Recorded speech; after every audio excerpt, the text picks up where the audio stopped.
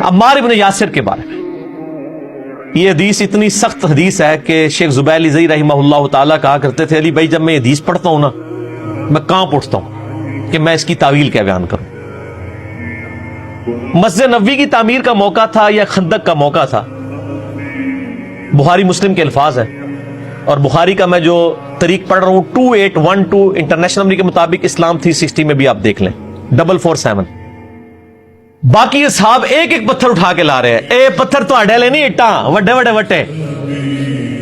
اور عمار ابن یاسر عمر اس وقت ان کی تقریباً 60 سال کے قریب تھی. 2 پتھر اٹھائے ہوئے. اتنا جوش مسجد نبوی کی تعمیر میں. نبی علیہ السلام نے دیکھا بڑا پیار آیا. اب دیکھیں نبی علیہ السلام کی کیفیت کیا ہوگی جن کو یہ بتایا جائے کہ آپ کے بعد اس کے ساتھ یہ ہونا ہے اس کے ساتھ یہ ہونا ہے. میں کہتا ہوں ہمیں اگر پتا چل جائے اپنی زندگی میں کہ میرے فلاں فلاں کے ساتھ یہ ہونا ہے اس کی کیا حالت ہوگی. نبی علیہ السلام نے اپنے مبارک ہاتھوں سے عمار ابن یاسر کے جسم سے داڑھی سے مٹی جھاڑی. کہا وائے عمار افسوس ہے عمار تو ہی دین کے لیے اتنی خدمت کر رہا ہے. اے سمیہ کے بیٹے عمار بائے افسوس تجھے ایک باغی جماعت قتل کرے گی. تو انہیں اللہ اور جنت کی طرف بلا رہا ہوگا اور وہ باغی جماعت تجھے دوزخ کی طرف بلا رہی ہوگی. عمار کے مخالفین کو نبی علیہ السلام نے فرمایا باغی اور دوزخ کی طرف بلانے والی جماعت. سر یہ کسی شیعہ کا فتویٰ نہیں ہے کسی سنی کا فتویٰ نہیں نبی علیہ السلام کا فتویٰ ہے. صحیح بخاری 2812 اور 447. عمار نے کہا اے اللہ میں فتنوں سے تیری پناہ میں آتا ہوں. دعا ہی کر سکتے تھے تقدیر میں تو فیصلہ ہو چکا ہوا تھا. عمار ابن یاسر جنگ جمل سیدہ عائشہ طلحہ زبیر کیوں ہارے؟ عمار ابن یاسر مولا علی کے ساتھ تھے. جب کوئی مولا علی کو کے ساتھ عمار ابن یاسر کو دیکھتا تھا کہتے نا نا نا نا نا اس کے بارے میں تو نبی نے فرمایا ہوا ہے اسے باغی جماعت قتل کرے گی پیچھے ہٹ. اس لیے سیدنا طلحہ بھی جنگ چھوڑ گئے حضرت زبیر بھی پیچھے ہٹ گئے جنگ جمل میں. اب مسند احمد میں حدیث ہے 16744 اور المستدرک للحاکم میں 5661. سلسلۃ الصحیحہ شیخ البانی کے 2008 ہے. امام ذہبی اور امام حاکم نے بھی اس حدیث کو صحیح کہا کہ ایک صلح حدیبیہ کا صحابی تھا ابو الغادیہ. مسند احمد میں ایک چیپٹر ہے مسند ابی الغادیہ وہی آپ کھول کے پڑھ لیں. اس کے ہاتھوں عمار ابن یاسر شہید ہو گئے. وہ حضرت معاویہ کی طرف سے آیا تھا اور یہ حضرت علی کی طرف سے. بعد میں پوری زندگی ابو الغادیہ روتے تھے کہ نبی علیہ السلام نے فرمایا تھا کہ عمار کا قاتل اور مال لوٹنے والا دوزخ میں ہے اور عمار کو وہ باغی جماعت قتل کرے گی کہ عمار ان کو جنت اور اللہ کی طرف بلائے گا اور وہ جماعت عمار کو دوزخ کی طرف بلائے گی وَلِعَوْذُ بِاللَّهِ تعالی. اور اس پہ شیخ البانی نے پھر بڑے کمنٹس کیے ہیں بڑے سخت کمنٹس کیے ہیں.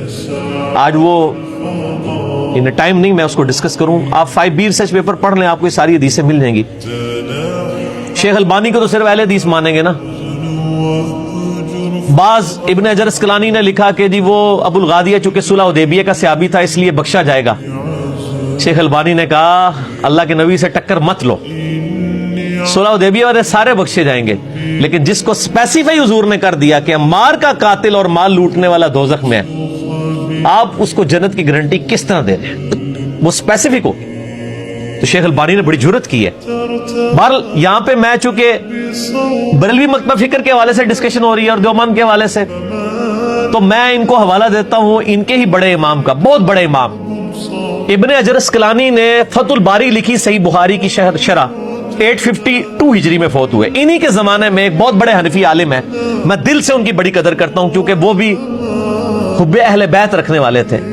امام بدر الدین عینی حنفی رحمہ اللہ تعالی المتوفا 855 ہجری. ابن حجر 852 ہجری میں فوت ہوئے 855 میں. دونوں نے ایک زمانے میں ہی بخاری کی شرح لکھی ہے. ان کی شرح ہے فتح الباری ان کی ہے عمدۃ القاری. یہ حنفیوں کے مدرسے میں پڑھائی جاتی ہے. فقہ حنفی کو پورا ڈیفینڈ کرتے ہیں وہ. صحیح بخاری میں جب حدیث آئی نا 7083 جو حدیث ہے کہ جب ایک مسلمان دوسرے کے خلاف تلوار اٹھائے تو دونوں دوزخ میں. صحابہ نے پوچھا یا رسول اللہ قتل کرنے والا دوزخ میں مقتول کیوں؟ فرمایا اس نے تو اپنے بھائی کے قتل کا ارادہ کیا تھا. اس کی شرح کرتے ہوئے انہوں نے یہ ایشو ڈسکس کیا کہ صحابہ بھی تو آپس میں لڑے ہیں، آپ ان دونوں میں سے کیا دونوں دوزخ میں جائیں گے؟ کریٹیکل ایشو تھا نا. اس ٹاپک کو میں ادھر ہی چھوڑتا ہوں. اس کو انشاءاللہ ایک دفعہ تو میں نے آپ کے ساتھ کوسچن آنسر میں ایڈریس بھی کیا. بہرحال میں صرف امام عینی کے کمنٹس بتاتا ہوں کہ امام عینی کے کمنٹس ورڈ بائی ورڈ یہ آپ لوگوں کو میں نے ای میل بھی کر دی، اگر کوئی بعد میں منگوائے. یہ کمنٹس جو ہیں وہ غلام سعود سعیدی صاحب نے شرح صحیح مسلم میں بریلویوں نے خود نقل بھی کی ہیں.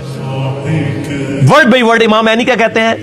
وہ کہتے ہیں انہوں نے علماء کی اور ائمہ کی رائے نقل کی کہ بھئی حضرت علی کے ماننے والے کو 2 اجر ملیں گے اور حضرت معاویہ کی جماعت کو 1 اجر ملے گا، جو آج بھی علماء کہہ رہے ہوتے ہیں جی دونوں ہی ٹھیک ہیں. حالانکہ گورا تو یہ بات کبھی نہیں مانے گا کہ ایک جنگ جس میں ہزاروں لوگ مر جائیں اور دونوں ہی ٹھیک ہوں، جبکہ نبی علیہ السلام بھی کہہ رہے ہوں کہ عمار جو ہے جنت کی طرف بلائے گا اور عمار کے مخالفین دوزخ کی طرف بلائیں گے. تو پھر سب دونوں بیک وقت کیسے ٹھیک ہو گئے؟ یہ دھوکہ آپ کسی اور کو دیں. تو یہ جرت کرنے والے لوگ ہیں. امام عینی نے جرت کی ہے. انہوں نے کیا کہا؟ ورڈ بائی ورڈ امام عینی کے کمنٹ سنیں. میں کہتا ہوں کہ حضرت معاویہ کی خطا کو اجتہادی کیسے کہہ دیا جائے جبکہ ان کے اجتہاد پر کیا دلیل ہے؟ حالانکہ ان کو یہ حدیث پہنچ چکی تھی کہ عمار کو ایک باغی جماعت قتل کرے گی اور عمار کو حضرت معاویہ کے گروہ نے شہید کیا تھا.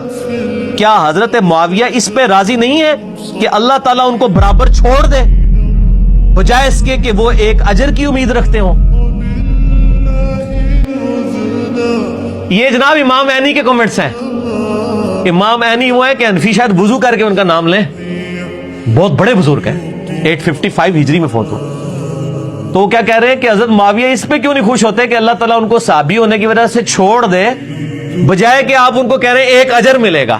کہ جب ان کو یہ حدیث بھی بعد میں پتا چلا، یہ ان حدیثوں میں آتا ہے مسند احمد میں کہ بعد میں لوگوں نے آ کے بتایا بھی کہ یہ کیا ہو گیا، تو انہوں نے پھر اپنی غلطی کی تعویل کی. انہوں نے کہا علی کیوں لے کے آیا تھا عمار کو ساتھ؟ نہ لے کے آتا تو نہ شہید ہوتا. پھر حضرت علی کو بھی غصہ آیا جب بات پہنچی. حضرت علی نے کہا کہ پھر معاویہ کو کہو کہ پھر حمزہ کا قاتل نبی علیہ السلام تھے، نہ لے کے جاتے تو نہ حمزہ قتل ہوتا. تو کہہ رہے کہ میں عمار کا قاتل ہوں، تو پھر حمزہ کے قاتل نبی علیہ السلام تھے کہ غزوہ احد میں ساتھ لے کے گئے. یعنی وہ بات اس کے اوپر تمام فقہاء نے لکھا ہے کہ پہلا شخص اس امت میں جس نے اپنی واضح غلطی کی غلط تعویل کی ہے وہ حضرت معاویہ رضی اللہ تعالیٰ عنہ ہے کہ انہوں نے حضرت عمار کے قتل کی اتنی غلط تعویل کی. بس میں اتنے کمنٹس کے اوپر رہتا ہوں، میں پارلیمانی زبان سے آگے نہیں جانا چاہتا.